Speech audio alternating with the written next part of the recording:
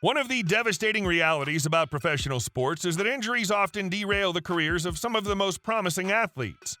And in this video, we're going to pay homage to some of the greatest what could have been stories had injuries not compromised the careers of some of the most promising young players that the NBA has ever seen. Let's get right into it. For starters, let's look at a player who's still active in the league but had his stardom cut short due to devastating knee injuries, Derrick Rose. When the Bulls drafted Derrick Rose with the first overall pick in 2008, the expectation was for him to bring new life to a franchise that was starving for a new identity post-Michael Jordan. And D-Rose sure didn't disappoint. The explosive point guard entered the NBA with audacity and was voted as the 2009 Rookie of the Year. Rose was one of the most explosive and dynamic athletes the league had seen. At 6'3", he had the speed of Iverson and the explosiveness of Russell Westbrook. On top of that, he could finish around the rim as well as any player in the game. In fact, to this day, Derrick Rose is the youngest MVP winner in NBA history. But near the end of a game in the 2012 NBA playoffs, his career took a horrible turn for the worst. The Bulls were beating the 76ers by 12 points with only 1 minute, 22 seconds remaining in the game. In retrospect, Bulls coach Tom Thibodeau should have probably taken Rose off the court already, but that's easy to say after the fact. Instead, Rose drove to the basket and hit the deck hard. After the game, it was revealed that he'd suffered a career-threatening ACL tear.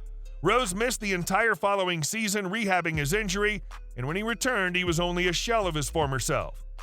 He did manage to evolve his game into that of an effective role player, but we can only imagine how good Rose could have become if he'd never suffered his devastating injury against the Sixers. At this point, it remains uncertain whether or not Rose will receive a bid into the Hall of Fame. But despite injuries, this next player's already been inducted. When you think of the greatest centers in NBA history, names that come to mind include Shaq, Kareem, Wilt, and Bill Russell. Those who watched Hakeem Olajuwon know he deserves to be in that conversation as well. And younger players like Joel Embiid and Nikola Jokic are vying to get in that category as well. But Chinese big man Yao Ming truly had that kind of upside. Unfortunately, he battled through horridly painful injuries throughout his shortened NBA career. But Yao's abilities were undeniable. At 7'6", Yao was one of the smoothest and most coordinated big men in history.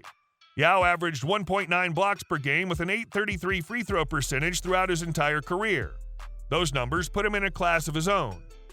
Unfortunately, Yao had highly arched feet and was one of the heaviest players ever to play.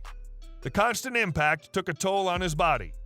Yao missed significant time due to foot injuries in 2006, 2007, and 2008.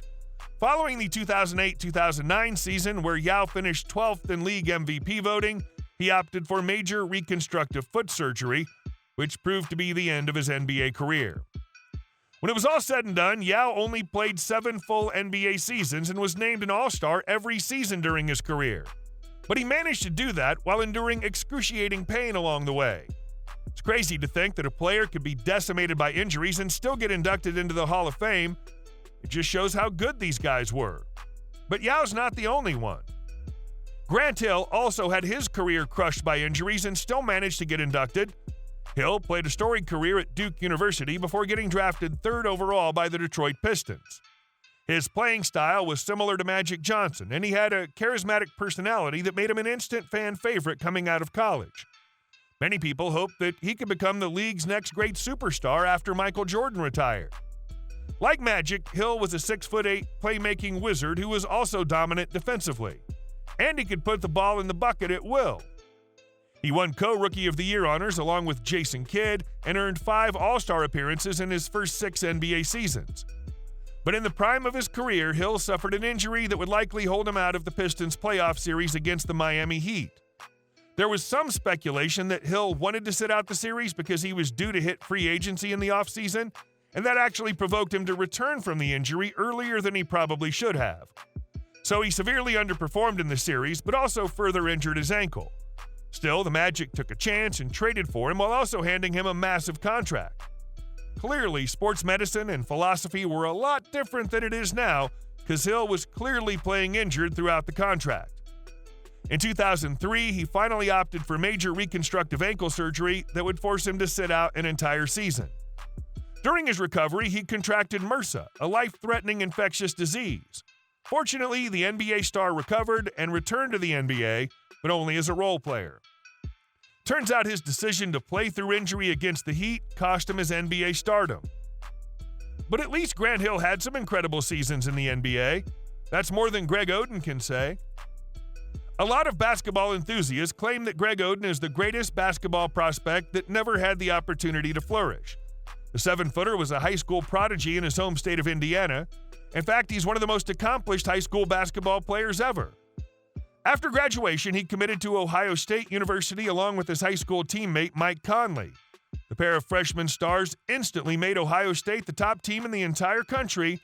They earned a #1 seed going into March Madness and made it to the national championship before losing to Billy Donovan's Florida Gators. Greg Oden scored 25 points and added 12 rebounds and 4 blocks in the national title game. He was so good that Portland drafted him first overall over Kevin Durant. Whoops. At the time, it was an obvious pick. Durant was phenomenal, but Oden's defensive dominance and offensive skill was drawing comparisons to Hakeem Olajuwon. But before he was even able to play a single game for the Blazers, he fractured his knee and opted for a surgery that forced him to miss an entire season. After recovering, he hurt his foot, which delayed his start to the following season as well. From there, he continued to suffer further injuries until the pain forced him out of the NBA for good before he made any sort of major impact. The misfortune and physical pain caused immense mental health issues for the young man, but he's made the most of his life by returning to Ohio State in a coaching capacity. Some people call Greg Oden a bust, but those people don't know basketball.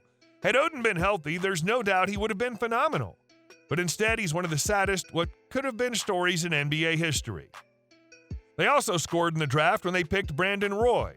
Unfortunately, his career was decimated by injuries as well. Brandon Roy earned Rookie of the Year honors in 2007 at age 22. At 6'6", he was as pure a scorer at shooting guard as they come. He had the skills, attitude, demeanor, everything. He famously hit some of the most clutch buzzer beaters early in his career for the Blazers, earning himself the nickname Daggers. Fans were quickly starting to compare him to Kobe Bryant and believed that he was going to evolve into one of the greatest stars in the league. But at the young age of 23, Brandon Roy's knees quickly began to deteriorate. It became known that he had a degenerative knee condition that was going to prevent him from a long playing career. He had to get a piece of cartilage removed from his left knee. By the playoffs in 2010, when Roy was only 25 years old, the pain barely allowed him to compete. In what proved to be his last All-Star season, Roy saw his numbers drop from 21.5 points per game in the regular season to 9.7 points per game in the playoffs. He opted for some serious reconstructive knee surgery and was never able to get anywhere close to the All-Star level he played at as a youngster. In 2011, at the age of 26, doctors told Roy that if he continued to play basketball, he may not be able to walk by age 30. So Roy was forced into an extremely early retirement. He attempted a brief comeback in 2012, but it was clear he wasn't going to hold up. After the season, he announced his retirement for good. Brandon Roy's career tells a sad story about the impact that injuries can have on professional athletes. Could you imagine if Roy and Greg Oden both reached their potential? It sure would have been a lethal combo for Portland. But what do you guys think? Which other players never reached their peak due to injuries? Let us know in the comments section, and don't forget to subscribe to our channel for more sports news and insights. Thanks for watching, and see you next time.